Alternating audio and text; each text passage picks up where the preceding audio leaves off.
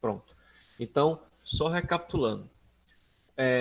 Nessa nossa aula de hoje, na página 29, que ela inicia, nós vamos falar sobre a importância da atividade industrial brasileira.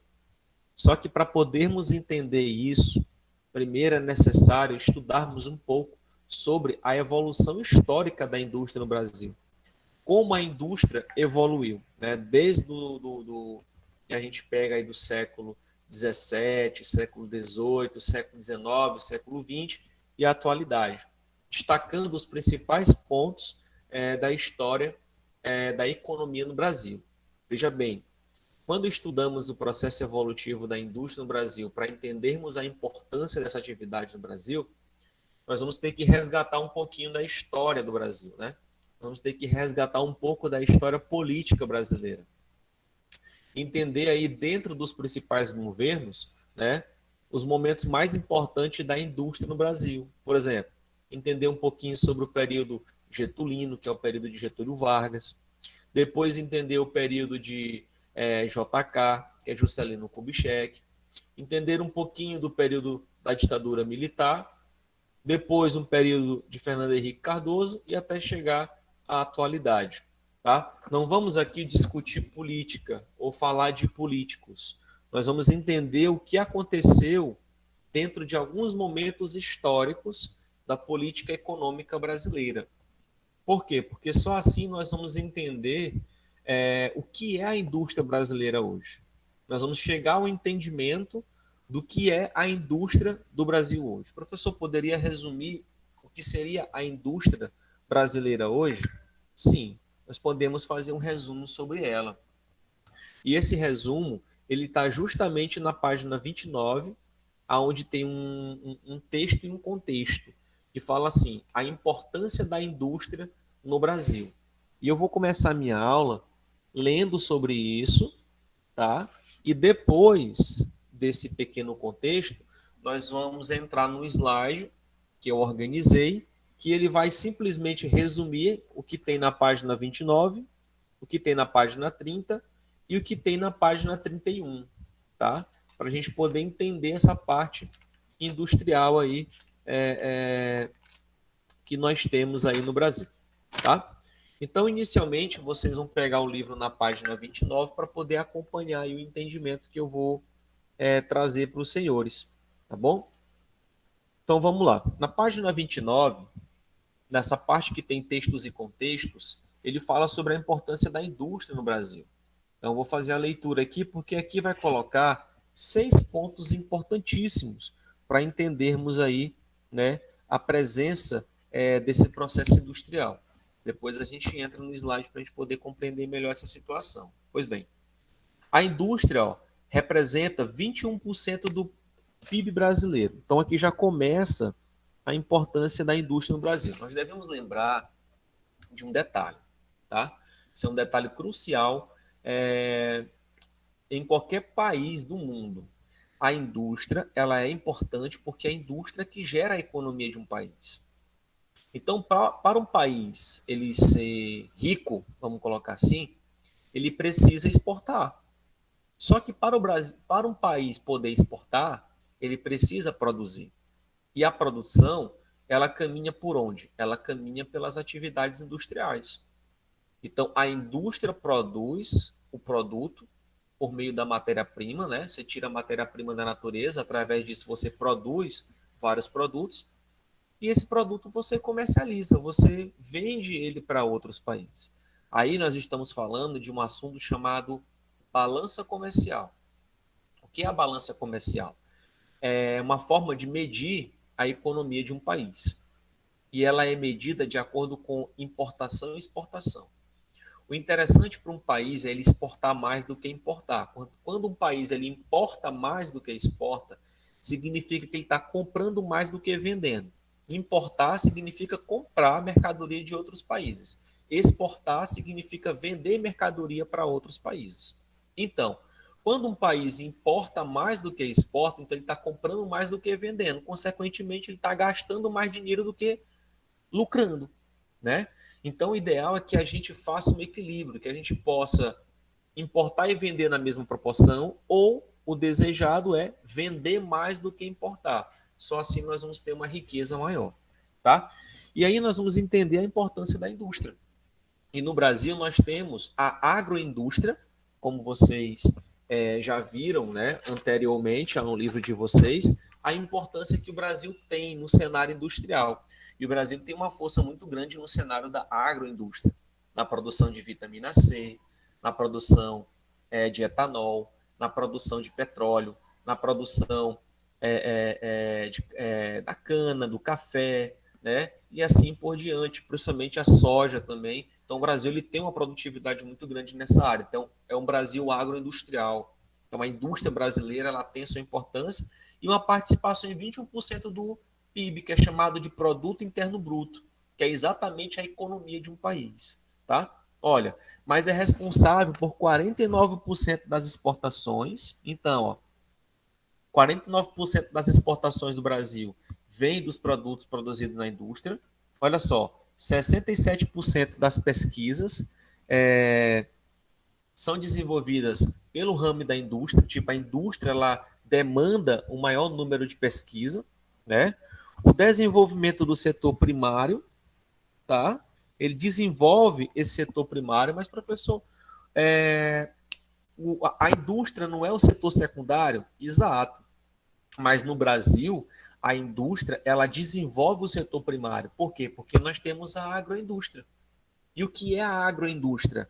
É a junção do primeiro setor e do segundo setor. Segundo a indústria, o primeiro setor, as atividades agrárias, pecuárias, extrativistas. E a indústria, ela promove, vamos dizer assim, a evolução do primeiro setor. Ele faz com que o primeiro setor cresça, tá? Por que o primeiro setor vai crescer? Porque o primeiro setor vai ter que produzir matéria-prima para poder manter a indústria, que é o segundo setor. E assim nós promovermos a exportação desses produtos. Tá? Olha só, é responsável por 32% dos tributos federais, exceto a receita previdenciária. Tributos são impostos, responsável por arrecadação de 32% dos impostos, né? Isso também são dinheiro que entra nos cofres públicos e que isso é destinado à população, que é revertido em quê? Em educação, saúde, revertido em meio ambiente, em segurança, essas coisas, tá? Assim, ó, para cada R$ 1 produzido pela indústria, veja bem, são gerados 2,32 centavos para a economia do país, tá? Então veja bem, para cada R$ 1 produzido, né, é gerado 2,32 reais 32 centavos para ser investido na economia do país. E aqui nós estamos falando, não é de R$ 1, R$ 1.000, estamos falando de bilhões, tá? Então a cada 1 bilhão nós temos aí 2 bilhões, quase 2 bilhões produzido para investir na população. Então vocês imaginam aí o quanto isso é interessante, tá? Aí tem aqui, ó, a indústria, ó, contribui com 1,2 trilhão para a economia brasileira. Olha o tamanho da economia aí que a indústria produz, né? 1,2 trilhões, né, para a economia brasileira. Então você imagina aí a importância do setor industrial, que é o segundo setor. Olha só, a indústria emprega 9,4 milhões de trabalhadores brasileiros. Olha a quantidade de trabalhadores empregados na indústria, fora os trabalhadores indiretos. Aqui, pessoal, são os trabalhadores diretos, aqueles que trabalham dentro das indústrias. Fora aquelas outras pessoas que trabalham indiretamente, tipo, uma indústria precisa de serviço, precisa de transporte, aí contrata uma empresa para fazer isso. Então são os serviços chamados de serviço terceirizado. Eu tenho uma indústria, eu preciso que uma pessoa transporte a mercadoria que eu produzi. Então eu vou contratar um cara que tem um caminhão. Então estou terceirizando. São chamados de setores indiretos, tá? Então a indústria também produz esses empregos. Ó, é a participação industrial nas exportações do Brasil, que chega a quanto? A quase 50%. Então 49% das exportações do Brasil é pela indústria. Fora que existe outros tipos de exportações, né? A indústria de transformação, ó, é responsável por 691 bilhões, né, para a economia brasileira. A indústria de transformação, ó, emprega cerca de 6,8 milhões de trabalhadores brasileiros. E ela tem, ó, a participação da indústria de transformação na exportação do Brasil é de 36%. Então, vocês percebam aí a importância, né, da indústria brasileira, vamos colocar assim, principalmente a indústria de transformação, tá?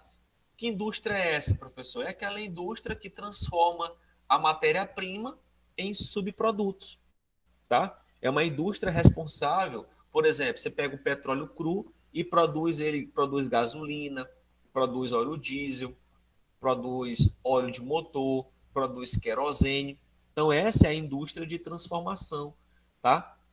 Por meio das refinarias, que são indústrias de transformações, eles produzem, né, esses subprodutos. Fora outros aí que, vamos colocar assim, que produz outro tipo de produto, né? Vários outros tipos de indústrias aí de transformação, tá? Então, a indústria de transformação é exatamente aquela que é responsável por transformar. Tipo, ó, é a indústria, né, que transforma matéria-prima em um produto final, ou intermediário, né, para uma outra indústria de transformação.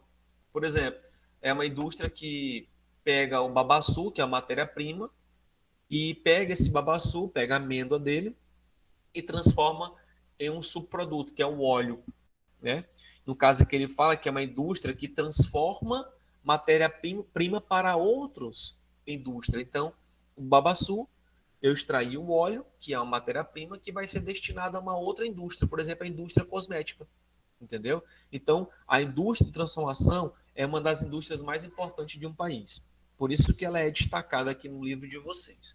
Pois bem, então aqui vocês perceberam a importância da indústria brasileira para a sua economia e também as principais indústrias, que é, no caso, a indústria de transformação. O Brasil ele tem uma força muito grande dentro das indústrias de transformações. Então, para a gente poder continuar, já que o livro de vocês vão falar sobre a história da evolução industrial, né? Então, eu trouxe isso em formato de slide, destacando alguns pontos importantes na história do Brasil. Aí eu vou compartilhar minha tela para que vocês tenham acesso aí a visualizar. Qualquer dúvida, libera o áudio e me perguntem.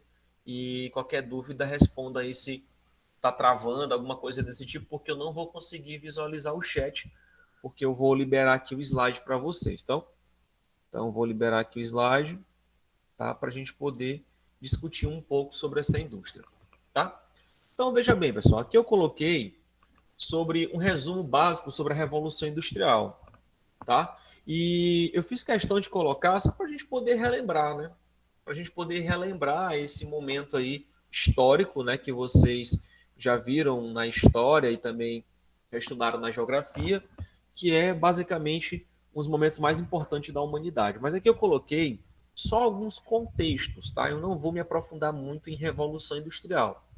Quero falar mais sobre a indústria 4.0 e entrar no contexto histórico da indústria brasileira. Então, o que foi, na verdade, a primeira revolução, a segunda revolução, a terceira revolução e hoje a quarta revolução industrial, né, chamada de indústria 4.0, como vocês estão vendo aqui, tá? Então vamos aqui. O que foi a primeira revolução industrial, né? Está relacionada ao século XVIII, principalmente ali no início de 1760, né, que vai até 1840, inicia no século XVIII e termina no século XIX. Tá? Qual foram suas principais características? Aí nós temos o local, Inglaterra, onde surgiu o primeiro processo da Revolução Industrial. Qual foram as suas principais características? Máquina a vapor, né, que impulsiona o crescimento da indústria têxtil, e a de ferro, né? A indústria têxtil, a indústria de produção de tecido, produção de roupa. Por isso que a principal matéria-prima desse período foi o algodão, né? Então muitos países produziram algodão aí para poder exportar para a Inglaterra para a produção alimentar as indústrias têxteis. E também a indústria de ferro, né? Que era chamado de indústria de transformação de base, né, para poder dar suporte às indústrias. A principal fonte energética era o carvão mineral, tá? E os eventos, né? Nós tivemos a primeira locomotiva a vapor, que foi responsável aí por transportar os produtos, né, das indústrias até outras cidades mais próximas, como no caso de Londres, aí para outras cidades mais próximas de Londres, tá? E nós tivemos também a revolução dos meios de transporte e comunicação terrestre. Então foram marcos aí importantes dentro da primeira revolução industrial. Surgiu na Inglaterra, século XVIII e XIX. Tivemos o momento da máquina a vapor, que impulsionou o crescimento da indústria têxtil e de ferro. Eram indústrias de transformação de base. Principal combustível, carvão mineral, tá? E aí eventos que ficaram marcados na história, a locomotiva a vapor, que impulsionou os meios de transporte e de comunicação na época. Aí, de 1840, né, a 1860, foi o período de transição, como vocês estão vendo aqui. O período de transição para a segunda Revolução Industrial, que iniciou em 1860 e foi até 1990, né? Século XIX, chegando aí já no século XX, né? Então, qual foram os principais locais que entraram na segunda Revolução Industrial? Nós tínhamos ainda como pioneira a Inglaterra, mas entrou a Alemanha, entrou a França e entrou uma das maiores potências mundiais, que é os Estados Unidos, tá? Então a indústria se expandiu para outros países, né? Houve a expansão industrial mundial. Quais foram as principais características dessa indústria? O avanço da indústria química, uma indústria muito importante, né, para o avanço industrial, principalmente por quê? Porque aqui nós temos o estudo de um principal produto, que é o petróleo, tá? E aí nós temos outros tipos de produto, ó. A eletricidade, né, o petróleo e o aço. Quanto antes nós tínhamos só o têxtil e o ferro, hoje passamos na segunda revolução a trabalhar com a indústria química, elétrica, a indústria de petróleo e a de aço. Então expandimos mais ainda a indústria, né? E aqui nós tivemos a energia era o petróleo e a energia elétrica, né? Então tivemos aí uma evolução muito grande dentro do processo industrial. E quais foram os principais eventos? Produção em massa, aí nós temos uma produção em larga escala, invenção do telefone, né, que é um momento muito importante para a humanidade, a invenção do carro, a presença móvel, a invenção do avião, né, e a substituição das máquinas a vapor por máquinas elétricas. Então, essas foram as principais características da segunda revolução industrial. Tá? É importante nós conhecermos esses pontos para nós compreendermos mundialmente e depois chegarmos ao nível do Brasil. Veja bem que aqui estamos falando de 1860 a 1990, a 1900, desculpa, tá? Estamos falando do século XIX até o século XX. E aqui nós chegamos à terceira Revolução Industrial, que inicia em 1990, tá? Alguns anos depois, quase 60 anos depois, que vai do século XIX, né, até basicamente quase o final do século XX.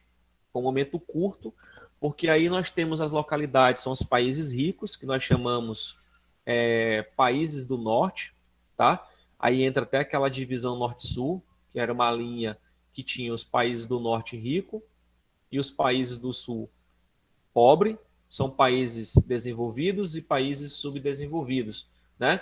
E os países que viviam na região norte era chamado de países ricos, tá? E muitos deles já eram os pioneiros da Revolução Industrial, como no caso Inglaterra, Alemanha, França, Estados Unidos, já eram países que pertenciam à região norte.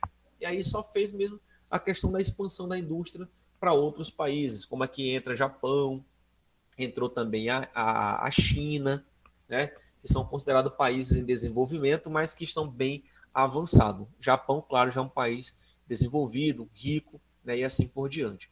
E qual foi a principal característica da terceira revolução industrial? Ó? Forte desenvolvimento tecnológico, espacial e atômico, né? Aí nós temos a corrida no período pós-guerra, né? O surgimento da automação, da indústria automotiva, no caso a indústria de veículos, a indústria tecnológica, a indústria aeroespacial. E aqui, meus amigos, estamos falando justamente do período no Brasil, que estamos falando sobre o período da ditadura militar, né? O período que de 60 a 90, né? O período que o mundo vivia a Guerra Fria e o Brasil vivia a guerra da ditadura militar, né? Mas foi um momento que a indústria evoluiu bastante por conta das corridas aeroespaciais, né, a corrida armamentista que existia no mundo, que foram momentos, a evolução tecnológica que o mundo teve, que consequentemente melhorou a vida de todos nós no mundo. O surgimento da informática, né, e da internet, tá? Na década de 60, 70, o surgimento de satélites, de robótica, de biotecnologia, né, e de produção de automóveis. E biotecnologia vocês já até conhecem, né? Já sabem como é que funciona aí a parte de biotecnologia. Então a terceira revolução, ela foi nada mais nada menos do que um pêndulo para a indústria 4.0, que é a primeira década do século 21, que é exatamente o momento que nós estamos vivendo hoje. E aqui, pessoal, entra tanto os países ricos como os países emergentes, que nós chamamos de países em desenvolvimento, no caso, entre o Brasil, entre a China, entre os tigres asiáticos, no caso de Singapura, Hong Kong, Indonésia, né, e assim por diante. E entra também outras potências mundiais, como o México e assim por diante, tá? A região do Oriente Médio e assim vai. E quais são as principais características da indústria 4.0? Processo produtivo inteligente, porque aí é a evolução da robótica, a evolução da inteligência artificial, que nós estamos vivendo hoje. Hoje você entra em contato com uma indústria, por exemplo, com um comércio, uma companhia telefônica.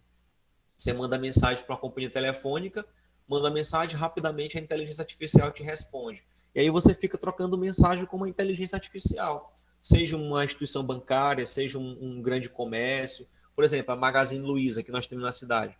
Se você entrar em contato, ver o site da Magazine Luiza ou entrar em contato por algum grupo de WhatsApp da Magazine Luiza, primeiramente quem vai te responder é a inteligência artificial, que ela já é programada para te responder. Quando ela não consegue, ela te direciona para uma atendente. Então é isso que a gente está vivendo hoje, né? O momento da indústria 4.0, tá?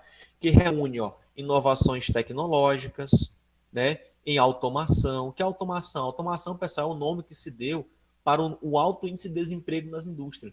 Tipo, automação são tecnologias substituindo o trabalho humano, tá? Um computador que faz um trabalho de uma pessoa. Por exemplo, nesse momento nós estamos utilizando as inovações tecnológicas em automação. Eu estou em casa, vocês estão em casa, nós não estamos na escola, estamos utilizando uma internet, um computador para termos aula, entendeu? Então isso é a tecnologia de automação. Automaticamente não vamos precisar de um zelador, não vamos precisar de um vigia, de um porteiro, né? Para estar acompanhando o trabalho na escola, porque nós estamos em casa. Entendeu como é que funciona? Então, ao controle de tecnologias para informação, né? Da primeira forma para aprimorar e a produção de manufaturas, né? Então nós temos uma indústria totalmente automatizada, tecnológica e assim por diante. Qual foram os principais eventos? O avanço, né? Robótica avançada, sistema e máquinas inteligentes e internet vamos colocar assim, internet mais rápida, né? De fibra óticas, né? E assim por diante, tá? Então essa é o marco geral da Revolução Industrial e os principais pontos que a gente precisa compreender, tá? E aí nós temos os três principais momentos da indústria, né? O Taylorismo, o Fordismo e o Toyotismo.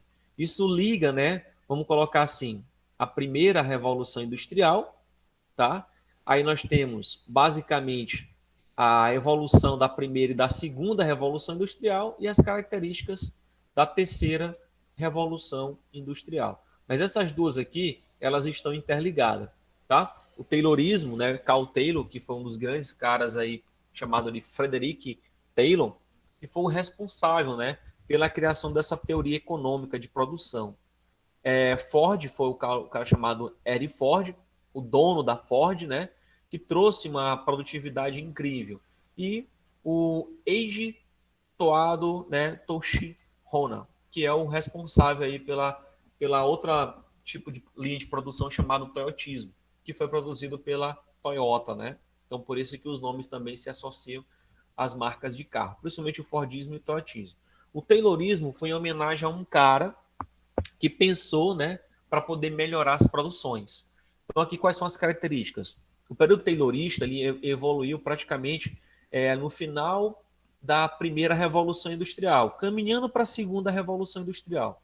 A produção em massa, ritmos de trabalho baseado no desempenho individual, grandes estoques e trabalhador realiza uma única tarefa. Então o cara era pago apenas para poder apertar parafuso. Lembrem do filme Charlie Chaplin, né? Tempos Modernos. É exatamente aquilo que ele fazia. Ele passava o dia apertando só parafuso. Então ele tinha a função dele era apertar parafuso. E ali naquele momento era produzir massa, produzir muita coisa, né, de um determinado produto. Tipo, produzir um carro, mas produzir 1000 carros do mesmo jeito. Era fazer estoque. Aí chega o cara chamado Henry Ford, que é o dono da Ford, que é exatamente essa imagem que vocês estão vendo aqui, ó, que ele cria, pegando a produção em massa, mas o ritmo de trabalho baseado na velocidade da esteira, né, que é exatamente isso. Ó. O que acontece? Antigamente, pessoal, não tinha esteira no período do Taylor, tá? As pessoas chegavam e iam montando o carro, cada um montava uma peça. Aí Ford criou uma esteira, onde o carro ia passando e ali iniciou um processo chamado linha de produção. Cada funcionário ficava ali parado, o carro ia passando e ele ia montando sua peça, né? E assim foi possível acelerar e aumentar mais ainda o estoque. Mesmo assim, os trabalhadores realizavam uma única tarefa. A diferença foi a esteira que aumentou a produção, tá? Estados Unidos, início do século XX, aqui como vocês estão vendo. E o toyotismo, né? Baseado em quê? Em pequenos estoques, produzir só o necessário, ritmo de trabalho baseado em demanda. O que é isso, professor? Significa que eu vou contratar só o essencial e uma pessoa não vai servir só para poder apertar parafuso, ele vai servir para poder apertar parafuso, colocar uma porta, ele vai trabalhar em outros setores também. Não fazer estoque, é tanto que se você for na concessionária comprar um carro caro hoje, você não recebe o carro na mesma hora, ele te dá um prazo de entrega de 10 a 15 dias, porque é justamente um carro que vai ser produzido na fábrica, ele vai chegar e vai ser entregue para você. Antigamente eu tinha um carro estoque, hoje não, porque isso é uma forma da gente poder conservar a natureza, não produzir em excesso, né? Trabalhadores realizam múltiplas tarefas. Antigamente ele só produzia uma coisa, só apertava parafuso, por exemplo. Hoje o cara tem que apertar parafuso e fazer outras atividades, tá? Então nós temos aí as principais atividades de produção industrial. Começou pelo Taylorismo, depois o Fordismo e o Toyotismo, que é a realidade que a gente está vivendo hoje, tá? Então, falando um pouquinho de indústria brasileira, para a gente poder caminhar com o livro de vocês e encerrar, né? Vocês podem até rever esse vídeo depois e podem ir anotando. A indústria brasileira, ela surge ali praticamente por volta do século XIX, chamado de Segundo Reinado, né? De 1840 até 1889. E nós tivemos dois marcos importantes na história do Brasil. Olha só, nós tivemos a Tarifa Alves Branco e nós tivemos a Lei Eusébio de Queiroz. Mas por que, professor, que esses dois acontecimentos eles foram importantes no Brasil? Porque a Tarifa de Alves Branco, criada em 1844, ela praticamente criou um imposto sobre produtos importados, tá? Então todo produto que fosse importado teria que ser pago um imposto. Então, os países lá fora teriam que pagar impostos para poder vender seus produtos aqui no Brasil. Por exemplo, começa os impostos, né? A questão de imposto sobre mercadoria transportada para o Brasil. E a outra lei foi a famosa Lei Eusébio de Queiroz, em 1850, que proibiu o tráfico internacional de escravos. E veja bem, nesse período aqui, ó, o Brasil ele era praticamente tinha uma economia com trabalho escravo. Então, quando cria a Lei Eusébio de Queiroz, que proíbe o tráfico internacional de escravo, consequentemente, o Brasil iria perder a sua mão de obra escrava.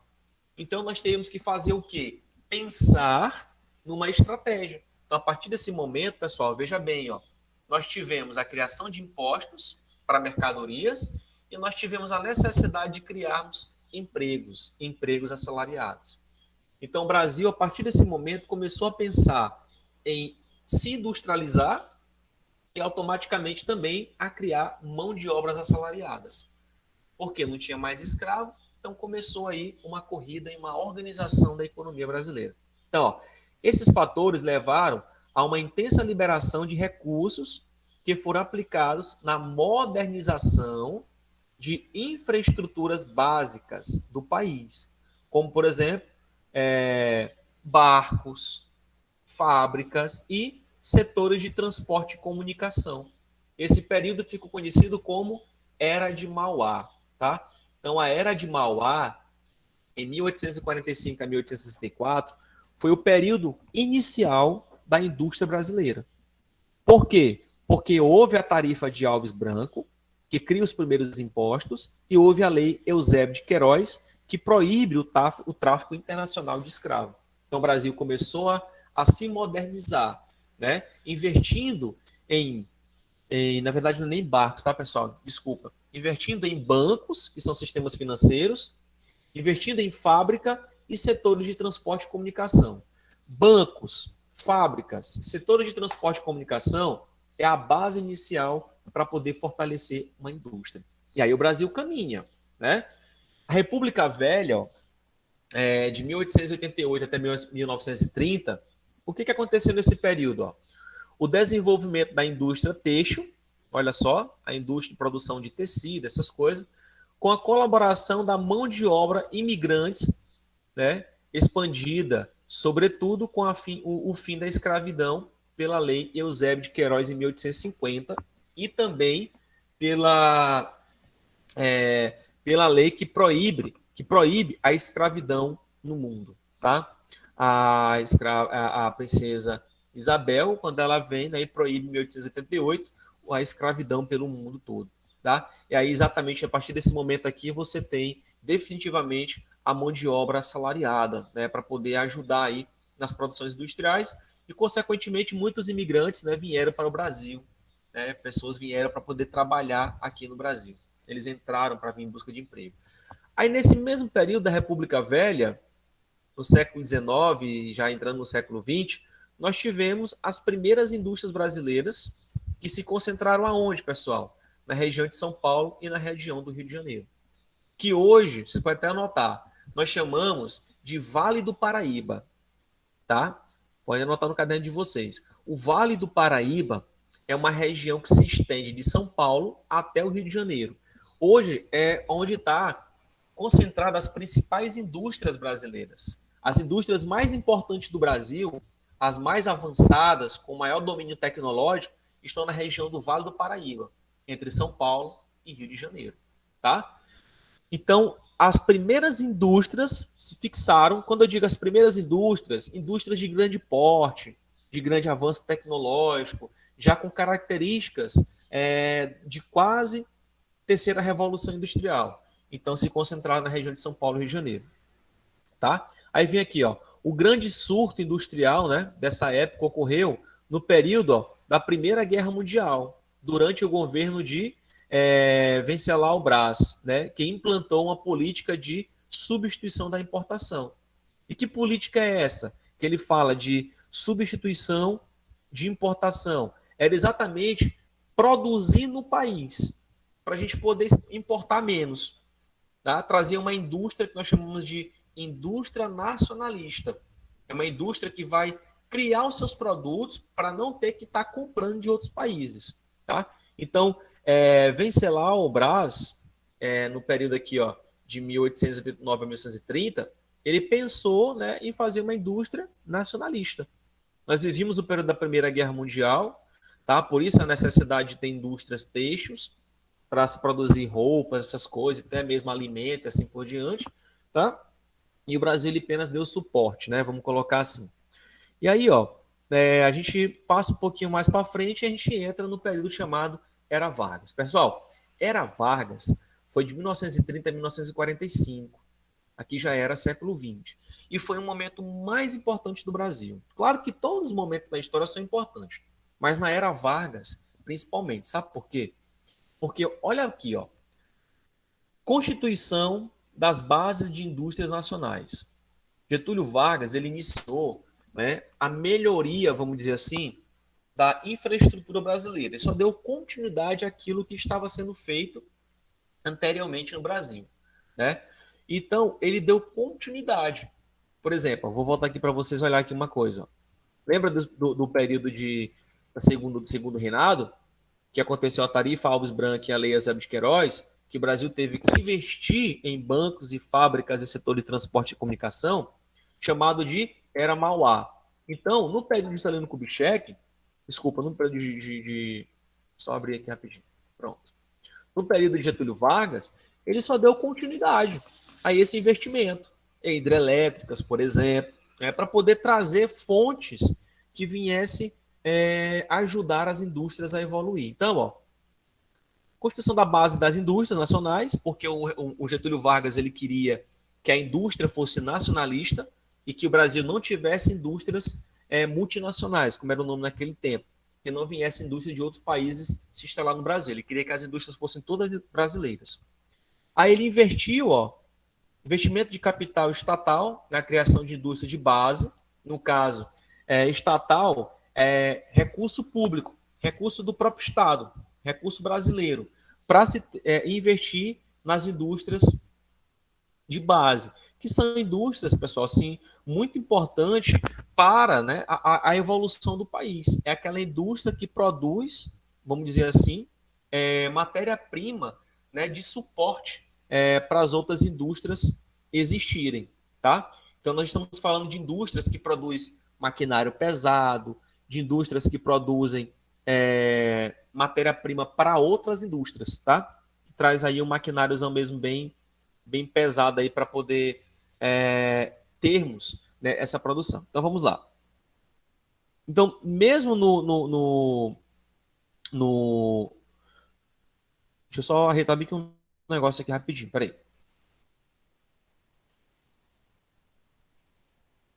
Aqui. Então, dentro desse período brasileiro, vamos lá.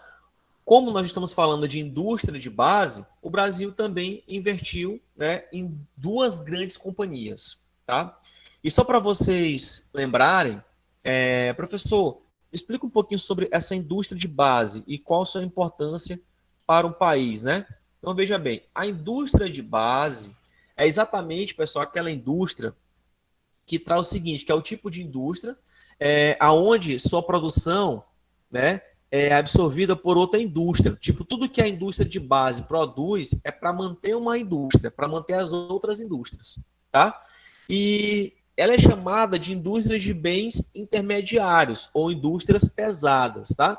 A indústria de base é chamada de indústria de bens intermediários ou indústrias pesadas, né? Que incluem siderúrgicas, que inclui metalúrgicos, petroquímicas, indústrias de cimento, por exemplo. Essas são as indústrias pesadas. E o Brasil, nesse período, ele criou duas indústrias. Olha só, criou a Companhia Siderúrgica Nacional, em 1941, período de Juscelino de Getúlio Vargas, e criou a Companhia Vale do Rio Doce, né, que é instalada aqui no Maranhão, em 1940. A Siderúrgica Nacional, que iria trabalhar com essa parte de fusão do ferro, de alumínio, que era exatamente uma indústria de base para outras indústrias, e também a criação da Companhia Vale do Rio Doce, uma das principais mineradoras do Brasil e do mundo, né? Com a extração do ferro e assim por diante. E um marco muito interessante no período de Getúlio Vargas foi a criação da CLT. O que é a CLT, professor? É exatamente chamado de leis trabalhistas, tá? Consolidação das leis trabalhistas, tá bom? A partir do Getúlio Vargas, nós tivemos as primeiras leis trabalhistas, onde as pessoas teriam direito a salário mínimo, se ficar, por exemplo, doente, vai ter repouso em casa mais remunerado. Então, os trabalhadores passaram a ter direitos, né? Vamos dizer assim. Então, a criação, ó, surgiu a criação do Ministério do Trabalho e, consequentemente, criou as leis trabalhistas. Então, Getúlio Vargas foi um momento muito importante para o Brasil e principalmente para a indústria, porque nós tivemos o surgimento de duas grandes indústrias de base, a criação do Ministério do Trabalho e a criação das leis trabalhistas. Então, foi muito importante porque aqui se trata de uma base para o surgimento de outras indústrias de transformação. Aí nós entramos no período democrático, chamado de Juscelino Kubitschek, né? Chamado ali a partir de 46, mas especialmente a partir de 64, tá? Que o período de Juscelino Kubitschek contempla aqui, ó, Primeiro, o segundo governo de Getúlio Vargas, que foi basicamente até 54, né? E depois inicia o período de JK, que ele também traz novas situações. A gente tem que entender o que foi JK para o Brasil, o que foi Juscelino Kubitschek para o Brasil. Juscelino Kubitschek, ele criou uma ação chamada Plano de Metas, como vocês estão vendo aqui embaixo. E o Plano de Metas, ele praticamente expandiu a infraestrutura do Brasil, né? Por exemplo, a rodovia Belém-Brasília, a rodovia 222, né? Que liga basicamente quase todo o Brasil. Então, Juscelino Kubitschek, ele expandiu as rodovias, ele expandiu as indústrias, ele criou mais setores de suporte, tá? Ele criou a própria capital Brasília, né? Foi no período de Juscelino Kubitschek. Então ele melhorou um pouco mais a infraestrutura brasileira. Principalmente, ó, houve também uma criação de uma outra indústria pesada, a Petrobras, tá? Em 1953 foi criada a Petrobras, que iria dar suporte também para as outras indústrias de suporte, tá? E isso foi exatamente ainda no período de final de Getúlio Vargas para poder iniciar JK. Aí tem a abertura econômica para o capital industrial internacional, que aqui já entra o Juscelino Kubitschek, que ele pensou em abrir o país para poder melhorar essa parte industrial. Até então, ó, até 54, o Brasil ele tinha uma indústria nacionalista, uma indústria fechada. Não tinha multinacionais dentro do Brasil. Depois de Juscelino Kubitschek, o Brasil resolveu trabalhar com as multinacionais. E a primeira multinacional que chega é a automobilística. Aí entra quem? Entra a Volkswagen, entra a Ford, né? Depois entra o Jeep, que são marcas importantes que entraram no Brasil. Depois entra a Fiat, tá? E assim por diante. Marcas alemãs e marcas francesas e italianas começaram a chegar no Brasil. Ó, ampliação da malha rodoviária brasileira e outro, né, que é o plano de meta de Juscelino Kubitschek. Por exemplo, a Transamazônica, que também foi criado no período de Juscelino Kubitschek. Então, tudo isso, pessoal, que vocês estão vendo, e no momento nós estamos falando da indústria em si. Nós estamos falando de tudo que foi criado para dar suporte para que a indústria brasileira, hoje, ela viesse ter essa força. Tá? Então, quando a gente estuda a história do Brasil, nós estamos estudando isso. Tudo que foi criado para futuramente o Brasil se tornar uma potência industrial no mundo, né? E principalmente uma potência agroindustrial. Tá? E depois, ó, no período militar e na década de 80. No período militar, nós tivemos, ó, foi muito importante, o plano de desenvolvimento com o objetivo de alavancar a indústria. O período militar ele foi um período muito problemático, né, para as pessoas. Houve muitas pessoas afetadas, pessoas que morreram. Mas no período militar também foi importante, porque teve algumas criações muito bacana. Por exemplo, a ponte Rio-Niterói, né, ligando aí Rio de Janeiro, ligando a região do Rio de Janeiro, São Paulo, por exemplo. Então, melhorou algumas infraestruturas. O período da Transamazônica, que iniciou em Juscelino Kubitschek, né, já no período militar, né, a questão da criação da cidade de Brasília, a questão do surgimento de empréstimo, né, junto ao Fundo Monetário Internacional, né, que o Brasil começou a participar do BIRD, né, que são países que estão se desenvolvendo e resolveram participar de um grupo econômico, né, que dá acesso ao Fundo Monetário Internacional. Esse fundo aqui é comandado pelos Estados Unidos e o Brasil conseguiu investimento sobre ele para poder investir dentro do seu espaço industrial, tá? E aí, nesse período do período militar, a indústria ainda era concentrada na região sudeste, São Paulo e Rio de Janeiro, mas também ela foi para a região, começando indo para a região sul do país, mas ainda era concentrado na região sudeste, ali no Vale do Paraíba, tá? E na década de 80, já praticamente caminhando para o final da ditadura militar, nós tivemos um baixo crescimento da indústria, tá? Porque foi chamado de transição democrática, que foi o fim do período militar, né, para a gente poder iniciar uma outra era, uma outra realidade. Aí entra a década de 90, né, com um rapaz chamado Fernando Collor, que trouxe o modelo neoliberal. O que é o modelo neoliberal? É aquele modelo que não vai ficar preso só aos políticos, né, só à política. É um modelo que pessoas comuns poderão investir, né, poderão comprar indústrias. Então começa aí o setor privado, né, o setor não liberal, né, o setor que inicia as atividades privadas e aí por diante. Aí tem aqui o intenso processo de privatização, como vocês estão vendo. O Brasil começa a iniciar a privatização, né? O governo Itamar Franco, né, e o FHC, que foram os dois governos nesse período. Por exemplo, a Vale do Rio Doce, ó, o Banco Estadual, empresas de telefonia, hidrelétricas, estatais e setores energéticos no Brasil começaram a ser privatizados, entendeu? E aí a gente praticamente começa a finalizar as nossas aulas. Aí vem o Plano Real, que é a criação da moeda chamada real, né? E tudo isso veio para poder melhorar a economia e fortalecer o processo industrial brasileiro. Mas a década de 90, no período de Fernando Collor e FHC, que é Fernando Henrique Cardoso, Itamar Franco, esses políticos que viveram no Brasil, né? Nós temos aí um marco interessante porque foi exatamente o início da privatização. A saída... Oi, meu querido. Se eu não me engano, o Plano Real foi criado para ser igualitário com o dólar, a moeda dos Estados Unidos. Exato, porque na verdade o Brasil ele vivia um momento de crise, né? Crise mesmo. Não tinha um equilíbrio na questão da sua na bolsa de valores, vamos colocar assim. Então o Brasil estava em queda, estava em crise, ele precisava ter uma moeda forte, né, para poder competir com os países lá fora, principalmente os Estados Unidos. Então chegou a hora de criar uma moeda permanente, com força. Aí vem um plano real para poder equilibrar, né, as economias, para poder ver se o Brasil equilibrava esse alto índice de impostos, né, tudo estava caro, era muito caro, existia uma pobreza muito grande no Brasil. Então, com o plano real, veio aí um equilíbrio, né, na questão das finanças brasileiras, tá? E foi um momento aí porque foi importante que até hoje o real ele ainda está presente e torna uma moeda muito forte na América do Sul e importante também para o mundo, tá? É muito importante. E nesse período a gente tem sempre que frisar o período de privatização, que foi um momento importante aí no Brasil. E atualmente, né, a indústria brasileira ela entra no processo de ela é irregularmente distribuída, porque o que acontece? Nós chamamos de período de processo de desconcentração, como vocês estão vendo.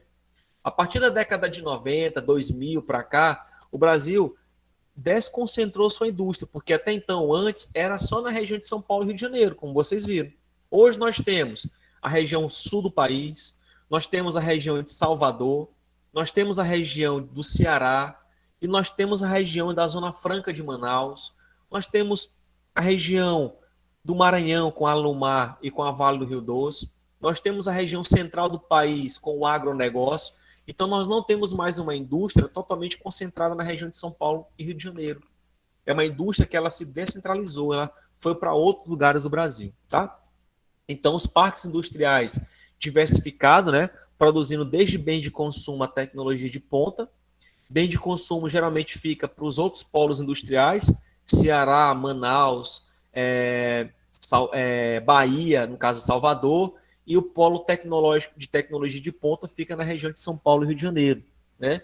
A região sudeste continua sendo a mais industrializada, seguindo da região sul do Brasil. E depois, região de Nordeste e a região Norte. A região Norte e o Centro-Oeste são as menos industrializadas, como vocês estão vendo, tá?